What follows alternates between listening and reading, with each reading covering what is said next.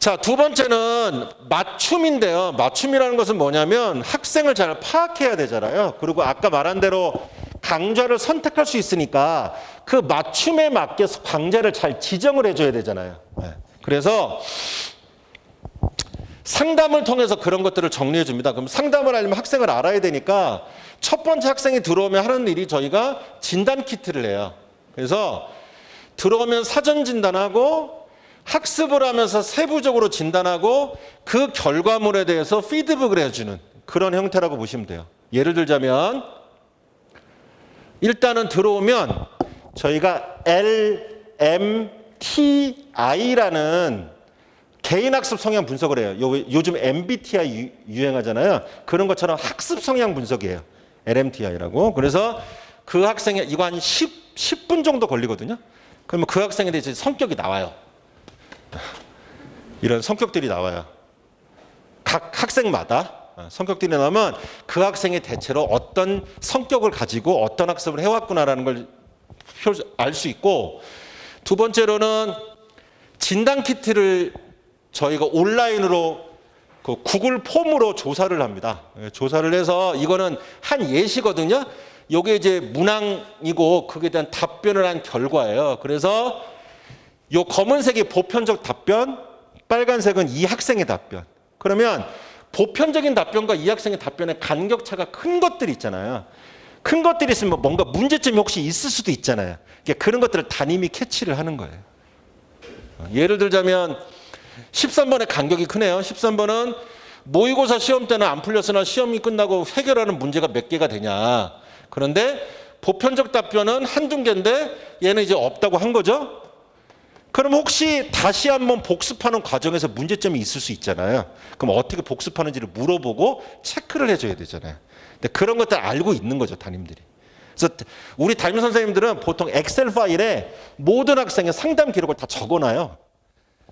혹시 나중에 이제 부모님들 전화할 수도 있으니까 전화하면 알려줘야 되잖아요. 그런 부분도 있고 해서 이런 걸로 학생을 이제 조절하는 거고, 두 번째는 아까 저희가 획일화된 반이 없다고 그랬잖아요. 저희는 타 재종처럼 반이 없어요. 그 반이 없다는 얘기는 저는 그렇게 생각해요. 이제 입시가 바뀌어서요. 저희 때만 하더라도 또는 부모님 세대만 하더라도 국어 잘하는 애는 수학도 잘했어요. 근데 지금은 그렇지 않아요. 국어는 1등급인데 수학 4등급인 학생 엄청 많습니다. 모 반에 저희 학원에 14111도 있어요. 그러니까 생각해보면 그 학생이 우수한 학생이긴 한데 과목별 편차가 분명히 있다는 거죠. 근데 그 학생들을 지금 이 학생을 바라보면 등급업이 6이에요. 세 과목. 비슷한 성적인 것 같아. 하지만 얘하고 얘는 국어의 성취도가 완전히 달라요.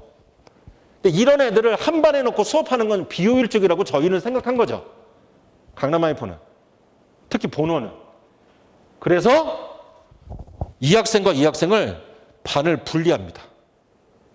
그래서 수업에 따라 반을 배치를 하는 거예요. 그래서 쉽게 말하면 이 두 학생이 하나의 그룹이에요. 그 중에서 이 학생은 국어는 A반에서 수업을 듣고요. 국어 잘하는 애들끼리 있는 반. 근데 수학은 좀 밀리니까 B반에서 듣는 거고. 이 학생은 반대인 거죠. 그래서 같은 반이라도 수업 듣는 클래스는 다 달라요. 그러니까 자기 반에 친구가 있음에도 불구하고 수업 때 못 보는 친구들이 많죠.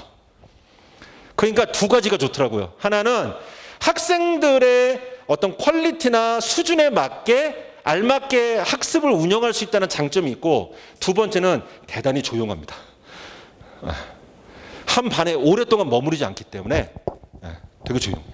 그래서 이거를 국어만 하는 게 아니고요. 국어도 AB반, 수학도 AB반, 영어도 AB반이에요.